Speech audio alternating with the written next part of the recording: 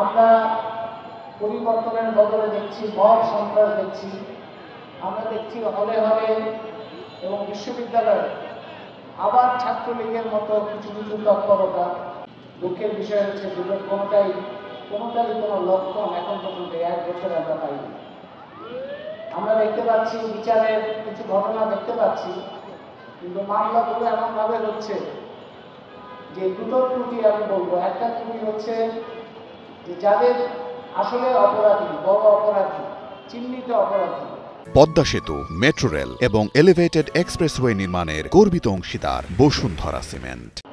সরাসরি যারা হত্যা করেছে কিংবা যারা হত্যার নির্দেশ দিয়েছে গত সরকারের নেতৃবৃন্দ, তাদের বেশিরভাগই এই সরকার ক্ষমতায় আসার পরেও তাদের বেশিরভাগই দেশ থেকে পালিয়েছে। কিভাবে পালিয়েছে সেটা আমাদের একটা প্রশ্ন।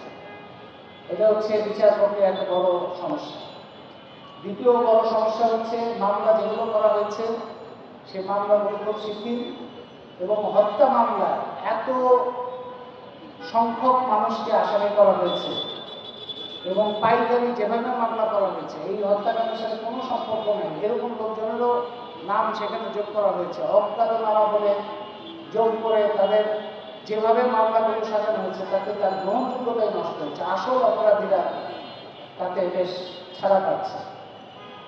আসল অপরাধীদের ভাগ কিংবা অপরাধ লঘু হয়ে যাচ্ছে, এবং অনেক দেখা যাচ্ছে যে এরকম মামলা করে অজ্ঞাতনামা এবং বিভিন্ন রকম পাইকারি মামলা করার পরে তাদের নিয়ে গ্রেপ্তার বাণিজ্য হচ্ছে, আটক বাণিজ্য হচ্ছে, এক একজনকে ভয় দেখিয়ে তার কাছ থেকে টাকা আদায় করা হচ্ছে, চাঁদাবাজি করা হচ্ছে, যেগুলি শেখ হাসিনার আমলে একটা স্বাভাবিক ব্যাপারে পরিণত হয়েছিল, সেটি এখন হচ্ছে।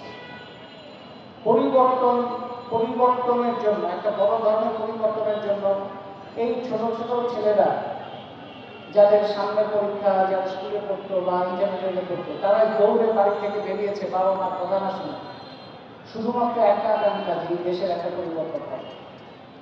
তারা শহীদ হতে রাজি, শহীদ হতে সম্মত, শুধুমাত্র একটা কারণ। সেই পরিবর্তনের কাজগুলো ছিল আমরা পরিবর্তনের বদলে দেখছি মব সন্ত্রাস দেখছি, আমরা দেখছি হলে হলে এবং বিশ্ববিদ্যালয়ে আবার ছাত্রলীগের মতো কিছু কিছু তৎপরতা। ছাত্রলীগ আগে বিভিন্ন জায়গায়, বিভিন্ন হলে এবং ক্যাম্পাসে যেভাবে জুলুমের একটা সংস্কৃতি তৈরি করেছিল, সেই সংস্কৃতি আবার দেখা যাচ্ছে চেষ্টা হচ্ছে, কিছু কিছু গোষ্ঠী আবার সেই চেষ্টা করছে। আপনারা আজকে শায়ানের গান শুনেছেন। শায়ানের গানের মধ্যে এই বৈষম্যহীন বাংলাদেশের প্রত্যাশার কথা বলা হয়েছে যে কোনো মানুষ যেন তার ধর্মের পরিচয়ের কারণে, তার লিঙ্গীয় পরিচয়ের কারণে, তার জাতিগত পরিচয়ের কারণে, তার কোনো ধরনের আঞ্চলিক পরিচয়ের কারণে যেন অপমানের শিকার না হয়, কোনোভাবে বঞ্চনার শিকার না হয়, কোনো রকম বৈষম্যের শিকার না হয়। সেই রকম একটা সুস্থ এবং গণতান্ত্রিক পরিবেশ তৈরি হবে। স্বৈরাচারী সরকারের পতন হয়েছে, সবার মধ্যে একটা ঐক্যবদ্ধ এবং সহিষ্ণু এবং পরস্পরের প্রতি সম্মানজনক একটা সম্পর্কের মধ্যে দিয়ে বিশ্ববিদ্যালয় এবং সমাজে পরিবর্তনের ধারা তৈরি হবে, সেটা তৈরি হয় না। Follow us on Facebook, subscribe our YouTube channel, get the latest update on www.daily-sun.com.